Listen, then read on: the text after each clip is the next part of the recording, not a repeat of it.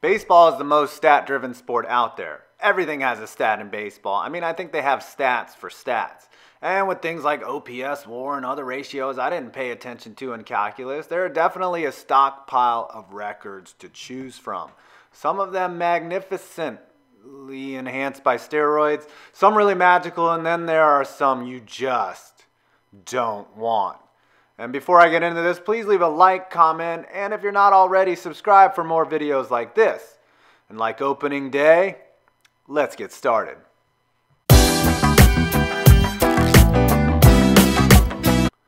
Number 5, most times hit by a pitch, Huey Jennings, 287. So when you get up to the plate, it is a really good idea to protect yourself. I mean, you know, there's the potential of getting killed up there. But oh, Huey Jennings didn't see it that way. Jennings, the shortstop and first baseman for mostly the Orioles and the Brooklyn Superbuzz, yes, that was a team, apparently loved to get a baseball thrown not only near him, but at him. This dude got hit more times than Ronda Rousey did in her last fight, to the tune of 287 times. In fact, in one year, 1896, he got plunked 51 times. I know this was in an era before pitchers had control and there was clean drinking water, but I mean, this dude must have been standing on top of the plate just asking for it. Number 4, worst at-bat to home run ratio, at least one career home run, Duane Kuiper, 1 home run in 3,259 at-bats. So there have been several major leaguers who've played their entire MLB career without hitting a single home run. 10 of them had more than 1,000 at-bats, led by William Holbert, who had 2,335 at-bats and not one home run. And that's great. It's easy to bag on someone who can't do something. It's just not fair, like making fun of a midget for not being able to dunk. But I want to talk about the guy who was capable of doing it and only did it once. We all know how Bartolo Colon hit the most amazing fat guy home run ever last year in a Homer Simpson-esque near surreal form of reality, which was amazing. But let's talk about Duane Kuiper. Kuiper was a defensive second baseman for 12 years in the Bigs, playing for both the Indians and the Giants from 1974 to 1985. A decent contact hitter, he had a career batting average of 271, but a pedestrian on-base percentage of 325. And he didn't steal many bases. In fact, he stole 52 bases in his career and got caught stealing 71 times. How do you even do that? Anyways, the dude was listed at 6 feet tall, 175, so he really didn't have a frame built for power. But on August 29th, 1977, Kuiper faced Steve Stone, a man who would win the Cy Young Award once in his career, and took him deep into the night in the old Cleveland Municipal Stadium. The dinger was after 1,300 at-bats in the Bigs, and he would have nearly 2,000 more and never do it again. Let's have a look, shall we? Without hitting a home run. Then, one night. I mean, it must have been 105 degrees with enough humidity to float in the air with a lawn chair that night. The ball nearly scrapes the back of the fence as it goes over. Congrats, Duane. You are the guy who did the one thing everyone wants to do once in the most chances to do it. Number 3, fewest pitches, complete game loss, pitcher. On September 3rd, 1988, Jose Bautista tossed one of the best games of not only his career, but maybe in history. Too bad he caught an L for it. Bautista, pitching for the Orioles, threw only 70 pitches, gave up only 4 hits, struck out 2, and gave up 1 earned run. Problem was, his team was facing Mark Langston, who tossed a 3-hitter of his own, struck out 8, and didn't give up a single run. Neither pitcher walked a batter, and the time of game was only 1 hour and 45 minutes. Well, you see, that 1 run cost Bautista, and since they were on the road, he only had to work 8 innings, and according to the rules, that's a complete game. I was able to find the box score for this game. Another interesting fact is that Langston faced the minimum amount of hitters in 27, and Bautista himself faced only 28. What a show, and I guess someone had to lose, like when Harvey Haddix pitched 12 perfect innings in a row and still lost. I couldn't find the quote, and trust me, I looked, but one time Roger Craig, who was pitching for the 62 Mets, got beat 16-0. After the game, they asked him what went wrong, and he said, well, how the hell can you win if your team doesn't score any runs? Exactly, Roger, exactly. Number 2, worst batting average in a season, pinch hitter, minimum 30 at-bats, Enrique Cruz. Pinch hitting is a very important function in Major League Baseball. It's like the streak shooter in basketball. We need you to come in cold, get up there and make something happen.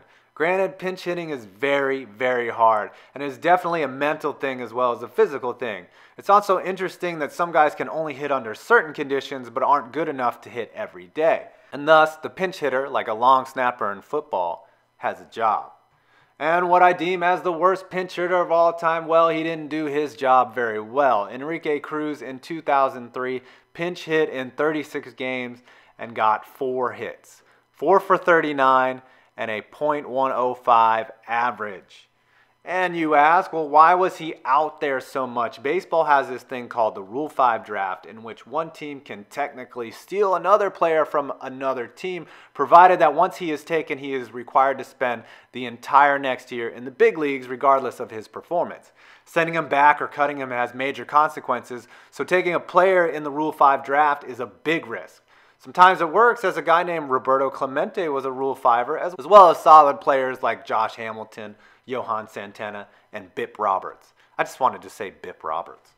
So the Brewers took Cruz and were straddled with him for all of 2003, and he quickly showed that hitting major league pitching was not his thing, as this was his one and only full season in the bigs. Even worse than his lack of pinch hitting skill, for 60 games he played for the Brewers in 2003, he batted a paltry .85. You know what that gets, people. A damn, son. Number 1, most consecutive losses, Anthony Young, 27. Okay, so if you watch my videos, you know that I am a Mets fan, and this record is very, very personal to me. From May 6th, 1992 to July 24th, 1993, Anthony Young lost 27 consecutive decisions, breaking the previous record by 4 games. So let me take you back to 1992. I was still in high school. I had Mets gear out the wazoo. I had a horribly dirty Mets cap, an even more appalling Mets starter jacket. I lived the Mets. I followed them religiously, and on April 9th, 1992, I sat and watched Anthony Young throw a masterful, complete game 7-1 victory over the Cardinals. He had a live arm, a sinking fastball, and really good velocity. He would get a win in relief 10 days later, and things, well, they got really bad from there, and the Mets entered into a period of time called the early 90s, which I would like to pair with the XFL as things I would like to forget forever. Young would lose 14 straight decisions that year. He was also made the team's closer and saved 15 games, and he was effective in that role, and the losses didn't seem like a big deal as he was getting saves. But the following year, he remained in the bullpen and did spot starter duty. The Mets were terrible and were allegedly popping steroids all over the place, yet still losing 100 games a year. I mean, if you're going to cheat, win. Young broke the major league record for consecutive losses when he notched his 24th in a row. His 26th loss in a row really hurt, as he started a game against the Astros, gave up a leadoff hit, and then retired 23 batters in a row and gave up a dinky 2-run homer. And the Mets gave him exactly 1 hit of support in the 2-0 loss. What I love about this story, though, is how the streak was finally and mercifully broken.